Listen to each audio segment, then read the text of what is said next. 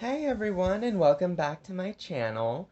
So I think for my first video I wanted to just go over Booriginal Creeproduction Lagoona. I know I've already had her unboxed for about a week. If you've been following on Twitter, you know that Walmart sent her to me quite literally in a plastic mailer, which is scary. Her box was absolutely destroyed by the time she got to me. I'm lucky that she's even okay.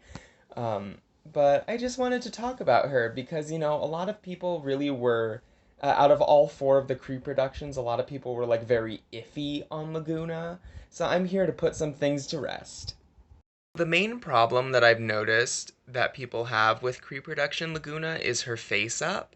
A lot of people are like, she doesn't look right. She looks completely different from her original doll. And like, yeah, she does. But she actually has a lot of similarities in terms of screening with a 2014 era Lagoona. Here's Cree Production Lagoona's face, and then here is, I know she's wonky, but here is Wheel Love Lagoona from 2014.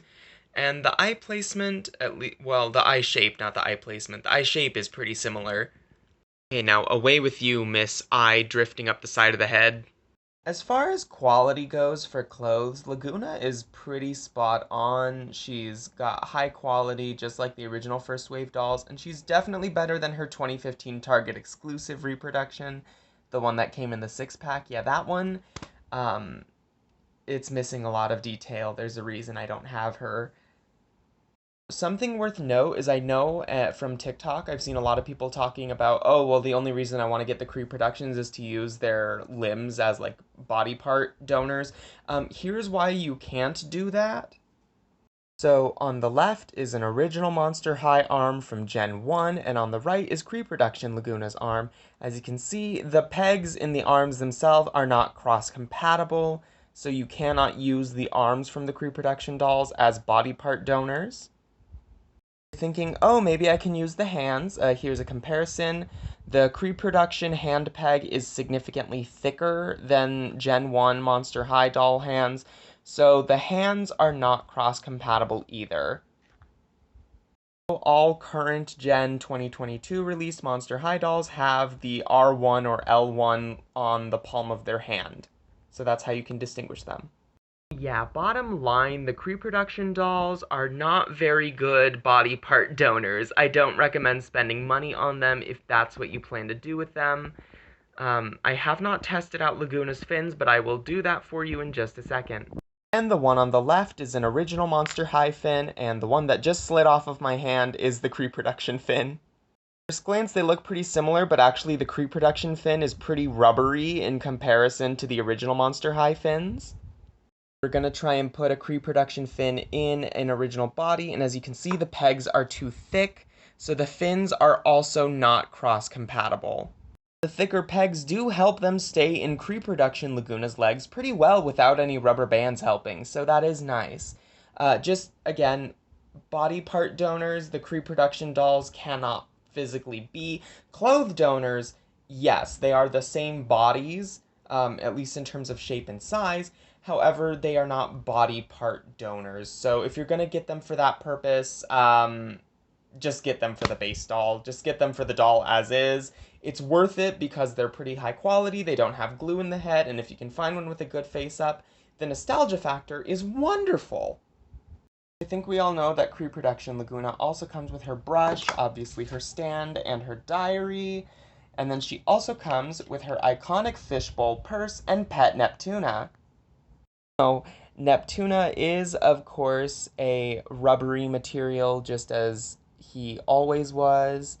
And Lagoona's Fishbowl Purse opens and closes. Mine got damaged by Walmart, but like a little bit of the peg is just too short to keep it closed when Neptuna's not in there. But that's just a me problem. I'm sure it's different for those of you who also got her. Yeah, I can confidently say after purchasing Lagoona and getting her, I'm pretty satisfied with her. Her details are the exact same as her original one, meaning she also has the bobby pin flower, which is rubber banded in place just so you don't lose it, but if you take that rubber band out, that's a small accessory that can easily come out and easily be lost, so do be careful. For Lagoona, I will not be like boil washing her hair or anything. I don't like it when Lagoona has straight hair, so I'm gonna be keeping it as is. I've tamed it a little bit, but I mostly like the texture that it had in box. Like mine wasn't super messy. So yeah. Oh, parents, is this doll worth it for kids? Um, I'm gonna go out on a limb and say yes, but only if they are older kids. Like, I would not get this for my 4-year-old niece, or maybe my 7-year-old niece would like her, but definitely not young children. And it's just because there's a lot of small parts that they need to keep track of.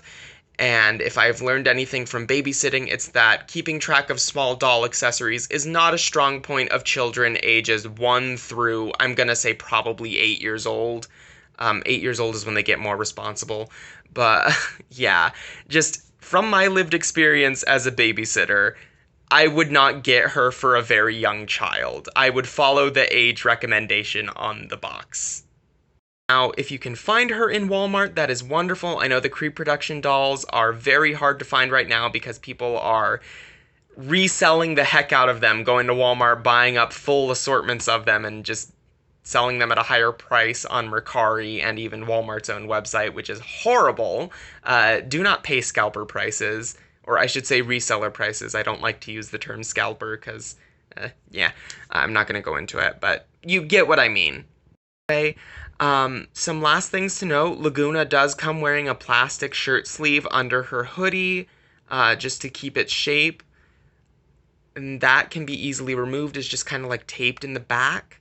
And that's about all that I have to really say about her. I don't really have any noteworthy issues with my Lagoona. She's pretty darn perfect. Like, her face up is as good as it gets for a mass-produced fashion doll. Like, it's symmetrical. Yeah, her eyes are a little bit, like, drifted upwards slightly, but I can live with that. You know, she's a mass-produced doll. She's not going to look like the prototype every single time, which is something that we as doll collectors need to just, like, get into our head with a lot of releases. But, yeah, that's been it for Booriginal Creeproduction Lagoona Blue. That's really all I have to, like, say about her. And I will see you guys in the next video. Thank you so much for watching. Bye-bye!